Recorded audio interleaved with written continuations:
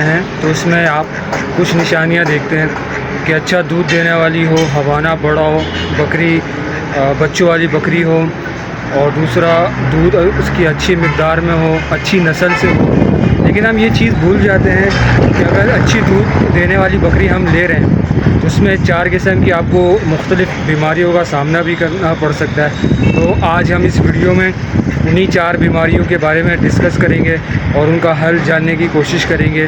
तो वीडियो के आखिर तक बने रहिएगा। उम्मीद करूँगा कि वीडियो आपको पसंद आए। अस्सलाम वालेकुम दोस्तों, उम्मीद करता हूँ आप सब बहुत खैरियत से होंगे। इसी उम्मीद के साथ आज की वीडियो शुरू करता हूँ। मेरे जितने भी किसान हज़रात हैं, फार्मर हज़रात हैं, शौकीन हज़रात हैं, गोट फार्मिंग से ताल्लुक़ रखने वाले हैं, छतों पे शौक़ करने वाले हैं, घरों पे शौक़ करने वाले हैं, उन सब की खिदमत में आज फिर हाज़िर हुआ हूँ। उम्मीद करता हूँ मेरी वीडियोज़ आपको पसंद आ रही होंगी। पसंद आ रही हैं तो बराए मेहरबानी लाइक कर दें, कमेंट्स कर दें, शेयर कर दें। शेयर करने से ये होता है कि लोगों तक दुरुस्त मालूमात पहुँच जाती हैं और घर बैठे उनका फ़ायदा हो जाता है। और सबसे बड़ी बात, चैनल को सब्सक्राइब कर दें। तो आए मसला नंबर 1 समझते हैं। मसला नंबर 1 है वीकनेस, कमज़ोरी। कभी कभार ऐसा होता है कि आपकी बकरी कमज़ोर हो जाती है। कभी ऐसा होता है आप बहुत अच्छा उसको दाना दे रहे होते हैं लेकिन उसके बावजूद भी बकरी जो है वो कमज़ोरी शो कर रही होती है। वजह ये होती है कि बहुत ज़्यादा बकरी दूध दे रही होती है, जिसकी वजह से उसके अंदर से minerals, vitamin A, B, calcium, phosphorus, इन तमाम चीज़ों की कमियां हो जाती हैं। इस कमी को पूरा करने के लिए आप और मज़ीद ज़्यादा दाना बढ़ा देते हैं लेकिन उसके बावजूद भी कमी रह जाती है। तो उसके लिए ज़रूरी ये है कि आपने जो है विटामिन्स आपने पूरे रखने हैं अपने दाने में। मिनरल्स, कैल्शियम, फास्फोरस, इसमें मिनरल्स का जो है वो पाउडर भी आता है, विटामिन्स की गोलियां भी आती हैं, सिरप भी आता है।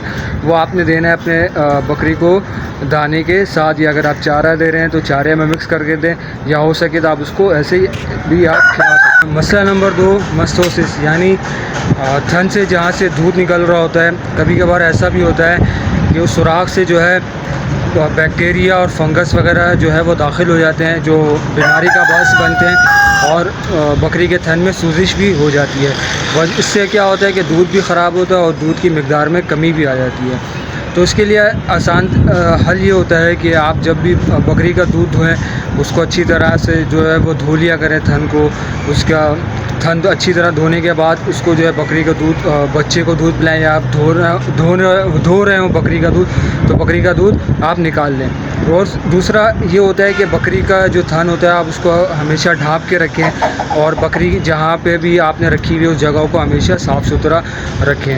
एक ये वजह भी होती है। दूसरा वजह ये होती है कि बकरी बच्चे को दूध पिलाती है या आप दूध निकालते हैं तो बकरी ऐसा होता है कि बाज़ औक़ात बैठती है, तो बैठने की वजह से उसका जो थन है वो उसके जिस्म के नीचे आ जाता है, जिसकी वजह से अंदर जो है वो ज़ख़म वगैरह की भी हो जाते हैं। तो एक वजह ये भी होती है। इन तमाम चीज़ों का जो है वो आपने ख़्याल रखना होता है। उसका आसान तरीका ये है कि बकरी का दूध को हमेशा धोएं, पोटाशियम से जो है वो कभी कभार आप धो लिया करें, उससे जो जरासीम वगैरह होगा, फंगस होगा, बैक्टीरिया होगा, वो सब निकल जाए।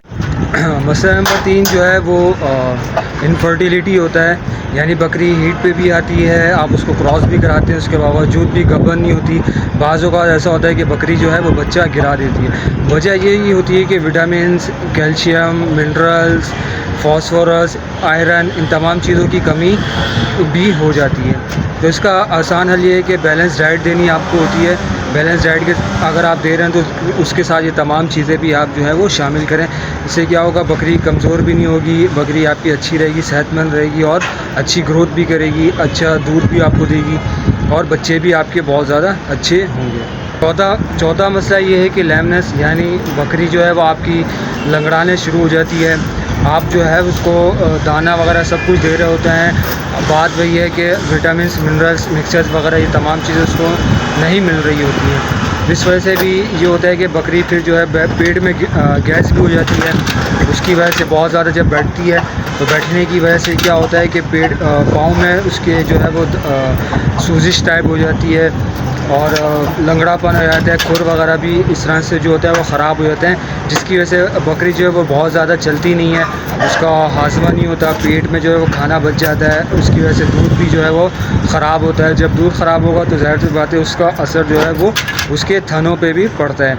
इन तमाम चीज़ों का आपने ख्याल करना होता है और तमाम चीज़ों का आप ख्याल रखेंगे, इंशाल्लाह आप देखेंगे आपके बकरी अच्छी ग्रोथ करेगी, अच्छा आपको दूध प्रोवाइड करेगी आपके लिए। अगर उस बकरी के बच्चे हैं उसको भी पूरा करेगी। ये तमाम चीज़ें आपको ध्यान में रखनी होंगी।